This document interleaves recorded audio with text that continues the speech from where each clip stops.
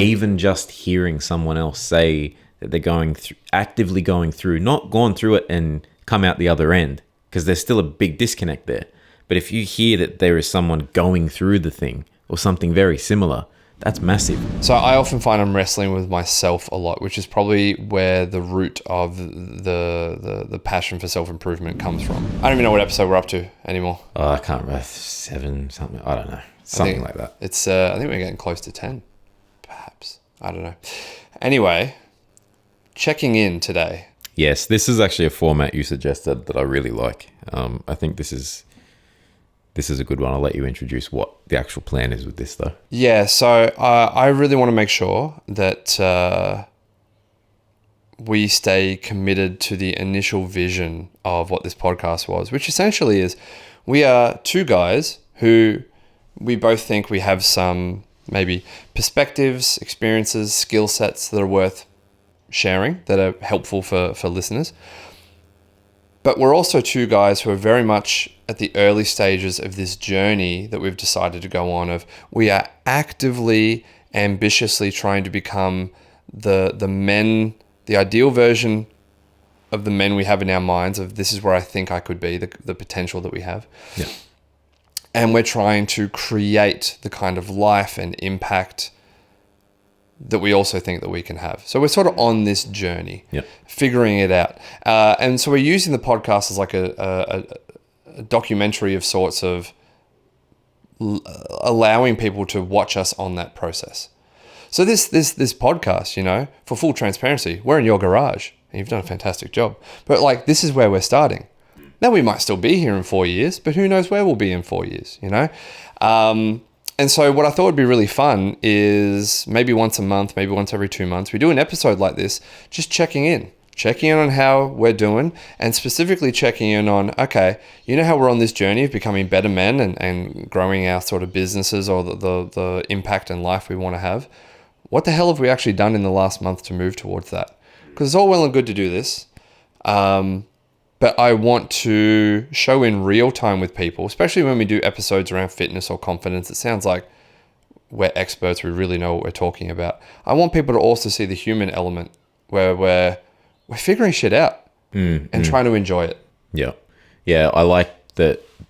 I think it's important to keep coming back to that frame of not just talking about the wins, because that's something early on when we started this, we were saying, you've got really great podcasts like this out there already. There's so many people talking about it from the perspective of they've probably made it at that point, right? They've figured a lot of their shit out.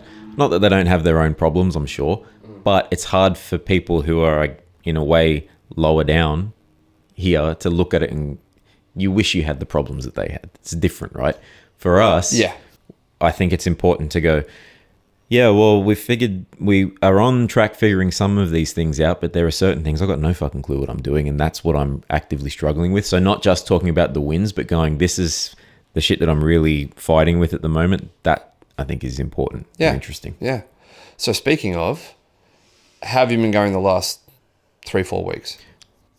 It's been hectic, still pretty early in the year, so I'm finding work-wise it's quite intense in a good way. It's just busy. Yeah, good. My big thing at the moment from a day-to-day perspective is just time management. So I'm very, obsessed with this, what we're doing at the moment. This thing is like, it's probably work and then this at the moment. Well, I'm trying. Publicly want to express how much I appreciate how much work you're putting into this. Oh, thanks, man. It's, but I'm looking at what this thing could be, and the work is worth it. It's just fucking hard to like balance the time. So that's the thing I'm struggling with at the moment, because I'm very self-critical or overthink the things that I'm making a lot of the time. So with this, I'm always going, okay, how can the content be better? What can I be doing to improve it? Whether that's visually, I'm always tweaking the setup of just the way it looks, the way it sounds, the way that the short form content's edited, all these things. So there's 10 million things I'm thinking about. And then on top of that, even from planning the episodes, how can I make sure I'm prepared with shit that's, worth saying? Because again, when I watch it back, sometimes I go, what the fuck were you talking about there? You're just talking shit. So that's my thing. And I think it's really just consistency. For me, what I can find is sometimes if I'm stuck in that cycle of overanalyzing and critiquing things too heavily, I go, fuck it, I just don't want to even bother with the next one. But I think the key thing for me right now is to just ignore that in a way and just really focus on just getting into the habit, recording and making sure I'm dedicating enough time to the prep, all of that kind of stuff. Yeah, that's something we're still sort of figuring out. I want to figure out how I can fit in more into my timetable to help carry some of that. Because that's been tricky. Like the last week and a bit, we've both just been hammered. You've been really hammered because PJ is the one who's doing all of the short form posting and the stories. I'm not doing any of that stuff. And so the last 2 weeks, there just hasn't really been much going out because you've just had so much it's going on. Like, it's hard. When we first started, it was easy because we recorded, I think, 2 or 3 episodes before we actually released an episode. So I had content scheduled and done 2 weeks before we dropped anything. So it was easy. I could just step back. But then once we started to catch up with the content, and like last week, we recorded on the Saturday, I think, and then released on Monday, I think it came out. So it's like there was not much time there. So with that and then work, admittedly, I think I could be doing a better job even when I'm at my busiest. I could, but you know, you can push yourself, I think, only so far. And I don't want the quality to suffer too much as well. I think there's a minimum standard of quality of content that I want to release. So yeah, it's just balancing the time at the moment, I think, as well. That's the hard thing. I hear that. That's a skill, and there's so many variables that can affect that. But in saying all that, sorry to cut you off. Yeah. But just like I guess it's easy to look at the things that are not going well or not going optimally, but there's also a lot of improvement. I feel like the way the conversations flow, like last week's fitness, or I guess week before's fitness episode we did, the first one, that was the best free-flowing conversation we had, I think. Just noticeable improvement. It's feeling better, yeah. Yeah, so we're getting a lot better in that at that side of it. And I think that's kind of the hardest element to sort of work out. I mean, scheduling and all that, you just got to find where to slot the thing in. So that's trial and error. You can figure that out. Yeah. Having an organic conversation that makes sense and flows and gives value to someone, I think that's much harder to systematize or train in a way. You just got to do it. It's just familiarity and getting the reps in. And so we discussed after the first fitness episode,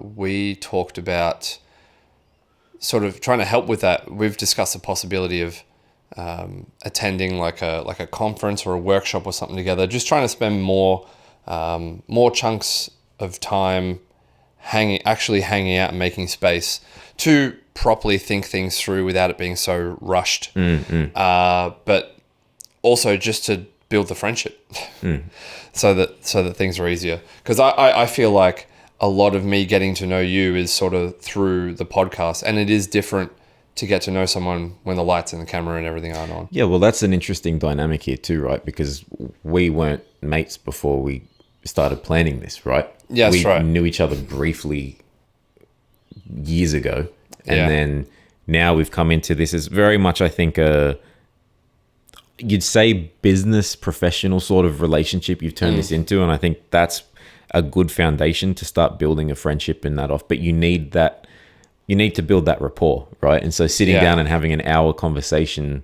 every 2 weeks is not the easiest way to do that. So that's another thing we're thinking. Yeah, one thing I like about this is we've talked about the lonely chapter and we've talked about positioning, and I've tried to continue, practicing what I preach around positioning. I've been going to more social events and meeting things, and it really is becoming clearer to me just how picky I can sort of be with the people I really enjoy being around. I can get along with everyone, but the people that I enjoy being around are, understandably, people on a similar wavelength. So one of the fun things about this, about getting to know you, is you are also, which is what birthed the podcast, you are also like, I'm a dude trying to become a better man, a better version of myself, tap into this potential, and I want to create something. I want to do something impactful with my life. I don't want to get pulled through the motions. I want to attack something with a bit of ambition. I'm like, that's cool. I really, a lot of people don't think that way. So it has been an interesting experience. On the topic of sort of your growth then, we've talked about this a little bit, but just outside of work, maybe it is work for you, but what are you doing to sort of reach that vision of PJ, that life that you want? What stuff have you been acting on? The most immediate one, and it's actually going to tie directly back to what this podcast is and why I started it. So I have all of the, mission statement and all these things that drove this, but there was one very practical side to it as well. And it's why I chose this format. So for me, I view communication very important skill, and I feel like I struggle with it at times. So a big part of starting this, and the reason I chose a podcast specifically as the format, was because I want to train my communication skills. I want to get better at taking the thought that I have and making it make sense to someone else. So I've done a lot of more, I guess you'd say, scripted, heavily edited, polished YouTube content in the past. And I enjoy making that stuff. It's hard for me to stay consistent because it's so much more time consuming. The edits take hours and hours. It's a big thing. This format is a bit different because post-production for the full episode doesn't take that long at all. AI is amazing. It does most of the editing for me, so it's great. Having the conversation and the prep beforehand to make sure that, okay, I have a really solid clue of what I want to talk about. And then how can I sit down and communicate those ideas in a way that makes sense? This episode format kind of scared the shit out of me, to be honest, because I've done no prep for this, right? Yeah. Like we have a bit of an advantage because we tried to record this at one point. We had a technical issue. So I'm a little bit prepped in that sense. But I'm freeballing right now and it's fucking hard. Yeah. So I'm just trying to get better at that, being able to communicate the things that I'm thinking about more clearly. And that's why this podcast, having someone sitting directly across from me, we can't edit this conversation, right? I've got to get my point across to you as clearly as possible in hopefully as little time as possible. That's the reason I've chosen this format, and that's why I'm trying to train that. Yeah, fair enough. So would you say you feel like over the last few months you have moved forward? I always think in terms of you've got regression, like going backwards, stagnation, and progress. Out of those three, sort of on a scale, where do you feel like you fit at the moment? Progress in weeks, like measurable. Awesome. I feel. You know what? I look at this as not only. So, take that communication goal, right? It's not even just, okay, I'm feeling like I'm getting better at communicating the thing. I'm understanding the importance of that. So you asked me a question at one point of like, why is communication such a valuable thing? Why do I want to look at that? Well, I hadn't really thought about that before. I hadn't looked at the why. Then I could look back at these past experiences and be like, what is the thing about communication that makes it so important to me? Makes me have that sort of clearer view of it. That feels like important progress. So even if the skill itself is not progressing as quickly as I want, which I think it is, doing this podcast helps.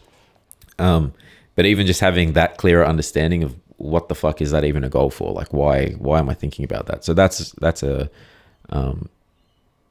directly come from the podcast, but also I'm just trying to apply that thinking even to the way I approach work, even just every conversation that I have. So you feel like at work and things, you've also grown and moved forward in part from doing this and from your own work. Yeah. That's Because awesome. it's more intentional action on the thing. And I think this is like anyone, I can fall into the trap of, I guess you'd say like, floating, where you just sort of unconsciously go through the motions of the thing without really making intentional progress. So I'm really trying to avoid that. Now I'm trying to go, okay, actionable steps. What am I doing? So I was reading something the other day about how the mind, as you get older, perceives the passage of time,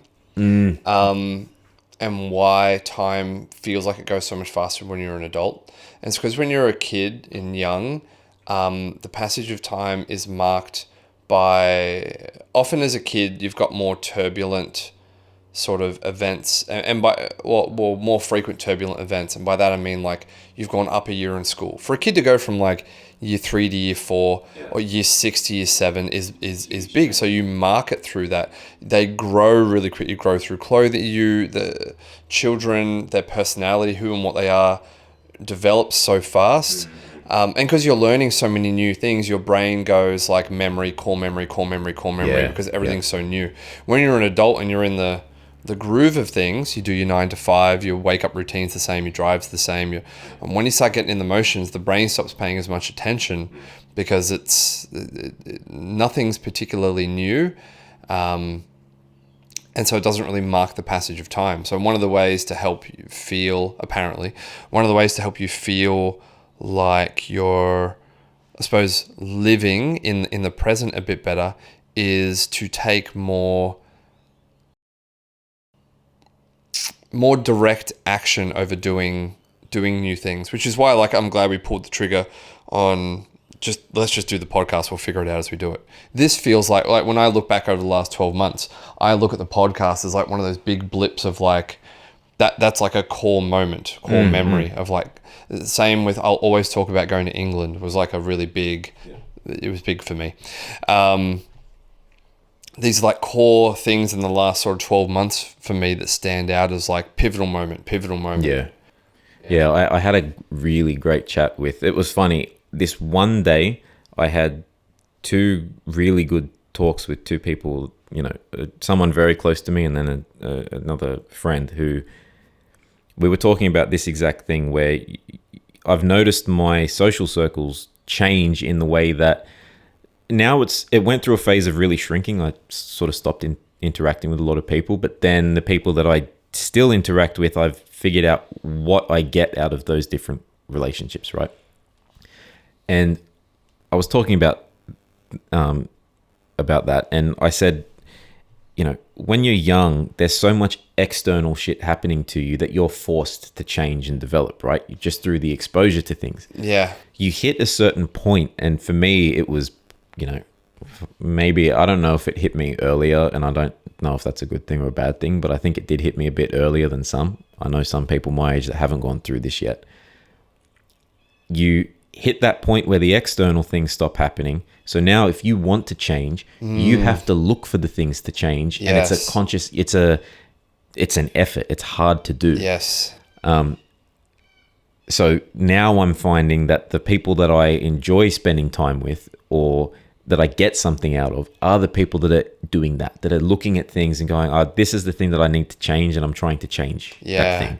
Yeah. Which is why I think I get along so well. Like this is going well, what we're doing. The guys I work with, the people that I'm closest to, they're people like that. They're thinking about the things that they're not happy with or that they want to improve, and they're actually trying to improve it. So yeah, very interesting. Yeah, no, you're right. That's a really, really good observation. I talk about this again with clients because it's an awareness thing.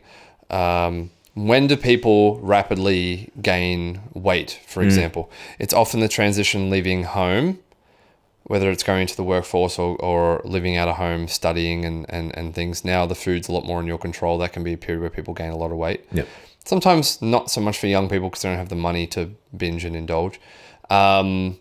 Getting married is a big one where people sort of, for some reason, switch off and stop caring about how they look so much. How many couples have you seen who get married and then within 2 years you're like, oh my gosh, you both gained so much weight? Yeah, they're comfortable. Yeah. But a lot of them sort of just get dragged along through, like you just get pulled through the motions. People entering the workforce full time is a big transition for weight gain. And for women, it's like having your first baby, which is fair enough. Look, there's a lot around that. I'm just saying statistically, these are periods where like weight gain, for example, happens. And it happens largely because people sort of are just reacting, like they get pulled through the motions. They're just sort of coping or just sort of getting through, and they lack that sort of awareness.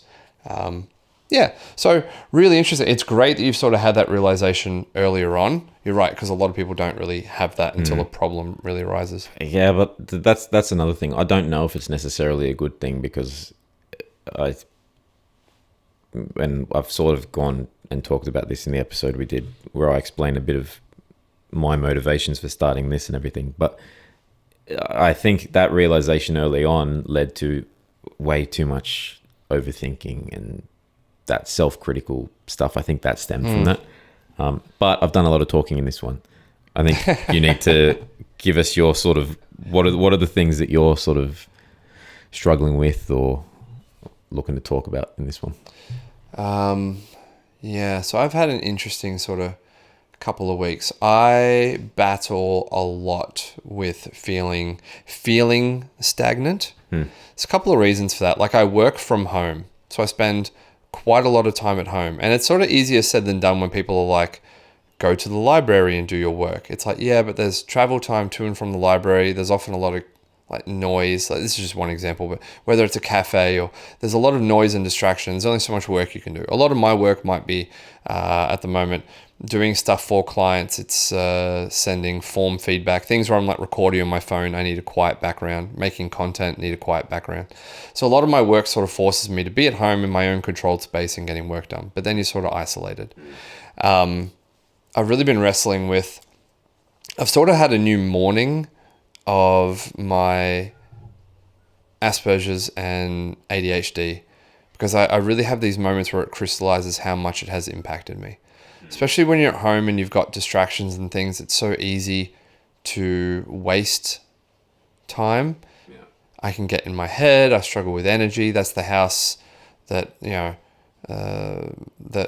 my ex and I were in for a few years. It's the house we split in. I'm still there. There's a lot of reasons why it's good for me to be there, rent-wise, and it's close to my girls' school and don't want to disrupt their lives. So it's not a simple solution to be like, just move house. Anyway, yeah, and I have a brain that is very, very hard to slow down. So I often find I'm wrestling with myself a lot, which is probably where the root of the passion for self-improvement comes from, because I've always battled against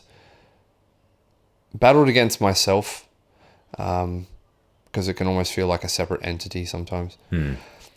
I bought 3 books from by Alfred Adler. So he was a psychologist who was born in the late 1800s. And they're pretty interesting. I'm reading, the first one is like Understanding Human Nature. It's pretty short. The other 2 are much bigger. The second one, it's the purple book.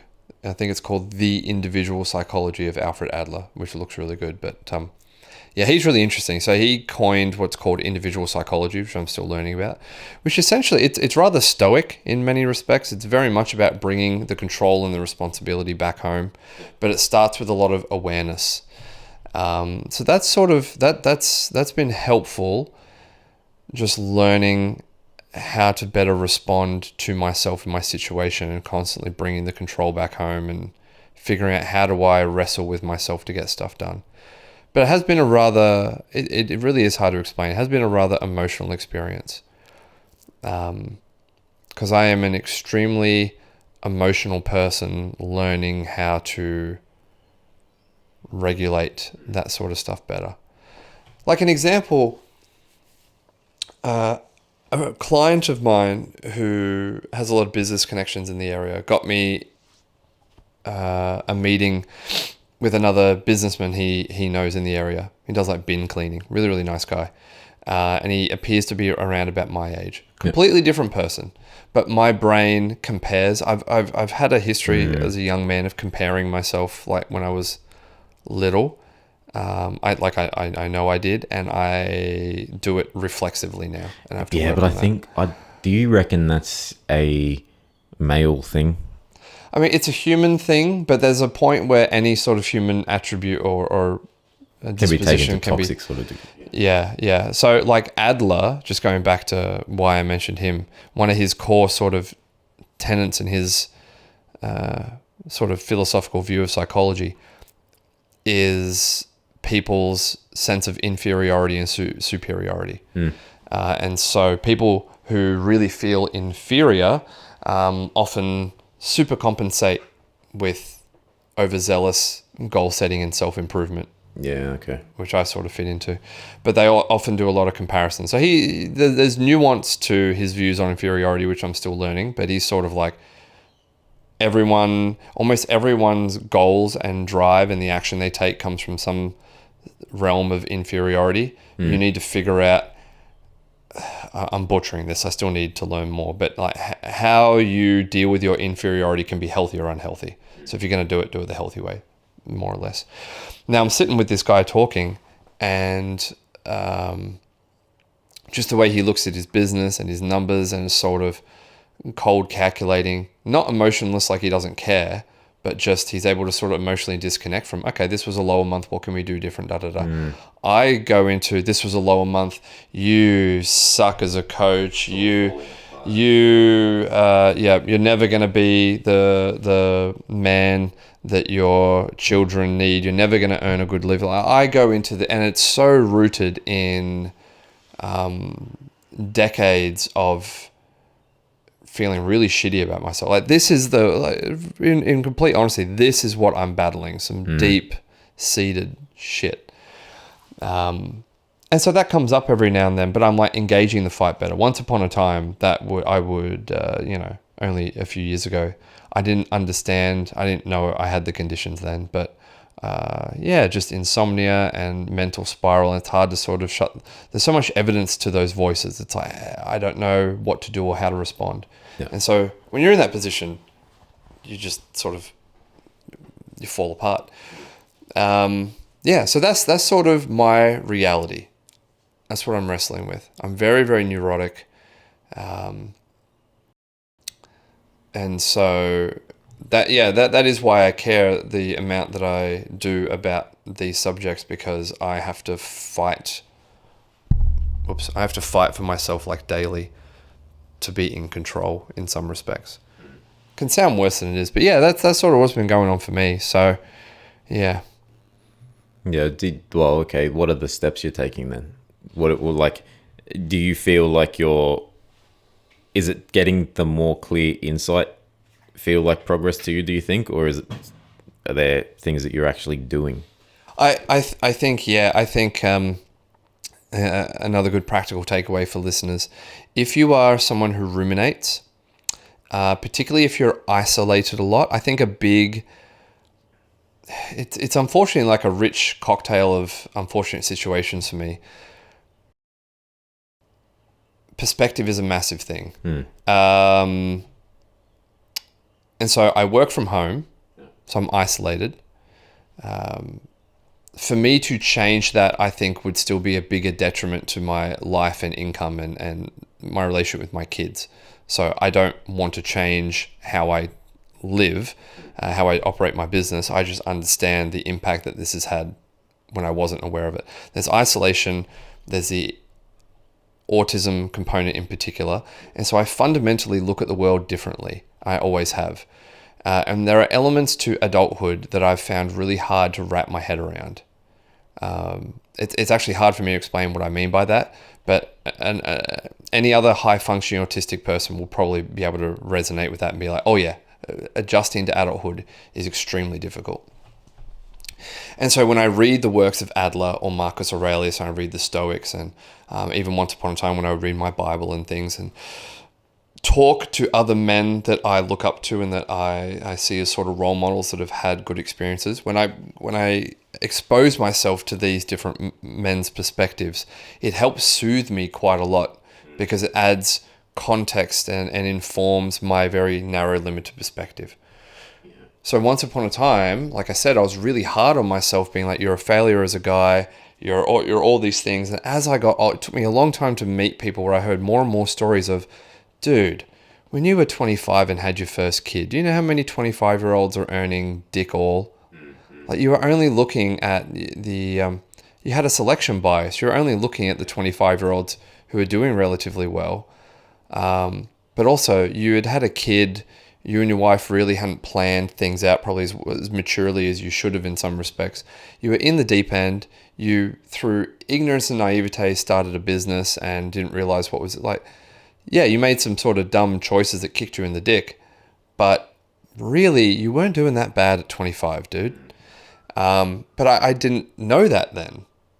So it's living and taking the works of other people where I've gained this perspective. And so that is really, really soothing when you're dealing with your own demons. Another reason I want to do this and why I like communicating what I'm struggling with, because I think it will help other people. Because I've seen it with clients I work with. They feel so alone, and then you start sharing stories. It's like, oh, wait, you feel that way too? Yeah, I was going to say that's, the biggest motivating factor of starting this was the fact as that lonely chapter thing, that you feel like the experiences you're going through are unique to you. Even just hearing someone else say that they're actively going through, not gone through it and come out the other end, because there's still a big disconnect there. But if you hear that there is someone going through the thing or something very similar, that's massive, because you go, oh fuck, okay, this is still a shit situation, but I'm not alone in that. Yeah. I take encouragement from that. I take encouragement from reading these really intellectual works from, Adler was over 100 years ago at this point. Marcus Aurelius was like almost 2,000 years ago. And you realize, man, human nature hasn't really changed. No, we're the same animal. We're the same. Our issues are the same. Our desires, our foibles, our strengths are very, very much the same. And that offers me a comfort in the sense of like, other people have gone through what I've gone through and they've done okay. Okay. And that creates a little bit of breathing space. So part of me working on myself at the moment is reading these things, trying to eliminate distractions, because I'm not medicated for any of my conditions. I don't really want to be. Eliminating distractions and just getting work done and enjoying the process along the way. Gratitude, people talk about that all the time. Actually genuinely sitting and practicing. Like, what does practicing gratitude actually look like? Yeah, that's actually something I could talk about for a lot, because that shit, to be honest, I don't understand it. Turning that into a practical thing, very hard. I've noticed it at times. Like, I think when it happens organically and you catch yourself. Yeah. So last weekend I took my girls to Burragarang Lookout. I don't even know if I've ever been there before. It's like less than 30 minutes away from my house. And you're looking out over... I didn't realize how high up it was. You're just looking out. Yeah, you look like you're in the middle of nowhere. Like It's stunning. You're high up enough where you just see the whole... The river where all our drinking water is dammed up. The hilly... I guess you'd call them mountains. I'm sure there's a geologist who knows the technical term of what they are. But you've got these hilly sort of ranges. And it is just absolutely stunning. And in that moment, I have these moments where I'm like, my goodness, this country is beautiful. It just... And there's so much gratitude of like, this was free. I drove for 30 minutes and it's just gorgeous. I love driving up around Stanwell Tops as well, looking out over like Wollongong. And I feel so much peace and just contentment when it's so cliche until you sort of walk through it, but like just being in and around nature without this piece of shit around all the time. And I'm like, oh, this is what gratitude feels like. And it's free. It's free. So I do a lot of these. Yeah, I think a lot. And so my plan sort of going forwards is focusing on just producing better quality work when I am working. Spending better quality time with my kids when I do have them. Being more proactive in planning social events, because I'm on my own so much and I don't have a team. Like, I have to be really intentional with meeting new people or catching up with friends. Yeah. I have to be really intentional with it. And reading these books at the same time. There's more I'm doing or trying to do. But I still haven't figured myself out yet. It is a bit of a journey, but I know that what I'm essentially working towards is I'm not happy with the isolation. I'm not happy with feeling like I'm really far behind. And part of that is perception, which is why I read the books, to be like, you're not that far behind. Mm-hmm. But part of it is also even creating the man I want to be in the business I want to create. Am I doing that so that Ryan has more money and influence and status. It's so classic psychology. So that the scared little boy in him finally feels like he's proven people wrong and he's safe, which isn't particularly healthy. Or am I doing it because I really, really care about making a difference for other people? And there's probably both in there. But I'm wrestling with that, so it's more the latter rather than the former. I was shit scared of this format as an episode, to be honest, because of the, I don't know, it's just a different format for me because I felt like I couldn't really prep hard enough for it, but I actually really enjoyed this. Yeah. This was interesting. So I guess we'll try to aim to do these semi-regular, I think. Maybe like every 10 episodes or something maybe is a good way to sort of keep that check-in going. But as part of this, I think we'd want our audience to sort of participate, I guess, as well.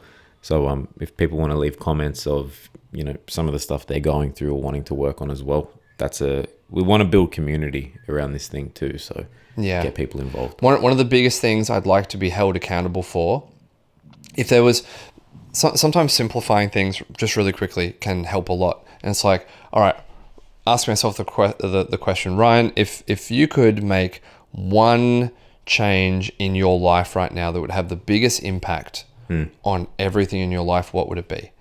And for me, it is going to be developing the skill of doing my marketing better, because I'm just awful at sort of putting out there. I'm awful at making content. I'm awful at I get great results for clients, and then for some reason I'm really bad at translating that to content and putting it out there, because I don't want to. I've always felt bad, like I'm imposing on clients to be like, do you mind if I like share your story? And you've done a good. We don't have to share your story. It's fine. I'm just happy that you got the result. But I'm really bad at promoting myself. It's all right. I know a content guy. Thanks. So I would like, next time we do this, be like, how have you gone actually sticking to your plan of working on your marketing, working on how you function like a proper business and put yourself out there and showcase what you can do and how you can help. Yeah.